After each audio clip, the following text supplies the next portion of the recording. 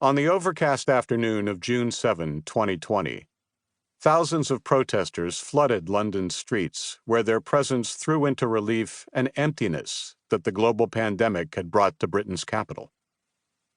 The void of pedestrian and traffic hum amplified the demonstrators' voices as they reverberated through the city's edifices dedicated to the empire. Indeed, it was the empire and its conflicted past that fueled the crowd's demands. They marched to Westminster, where an oversized statue of Winston Churchill beckoned Parliament to take care of the liberal order that he had so valiantly championed and protected during the high noon of Britain's empire.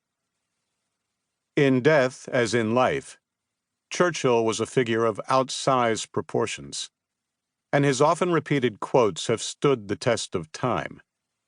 Never give in, never give in, never, never, never, he famously intoned in 1941 to a cadre of impressionable young men at his exclusive alma mater, Harrow School. Yet on that spring day in 2020, the inspired crowd delivered a new message. Clad largely in black with accompanying face masks, the masses gathered around Churchill's statue with fists raised as they chorused over and again, "Churchill was a racist."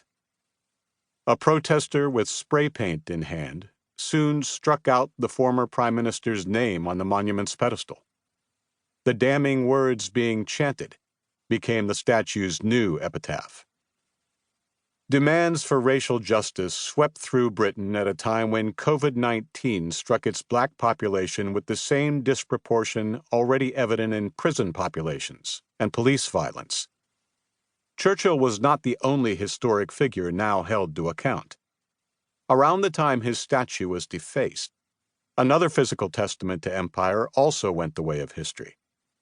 In Bristol, a city built on profits gained from the trade and labor of enslaved people, Black Lives Matter demonstrations ignited from backdrafts across the Atlantic. Edward Colston's statue became the target of protesters' fury, and it's not difficult to understand why. Colston was director of the Royal African Company when it forcibly transported around 85,000 African men, women, and children in conditions so inhumane that nearly a quarter of them perished before they reached the Americas. For over a century, his statue was a monument, for some, to the extraordinary beneficence that Colston bestowed on the city. For others, it represented a nation that still boasted an imperial pride built not only on shameless racial assumptions, but also on the backs of countless enslaved and colonized peoples across Britain's empire. An empire that, in its heyday, covered over a quarter of the world's landmass and claimed 700 million people as its subjects. The protesters rendered their judgment when they toppled Colston's statue and launched it into the River Avon. The silence of Colston's final resting place stood in stark contrast to the debates over the past that haunted and divided the nation. In the eyes of many, Britain had been the purveyor of a benign imperialism that was the standard-bearer for all other empires. For certain, there were blots, like the trade in enslaved peoples.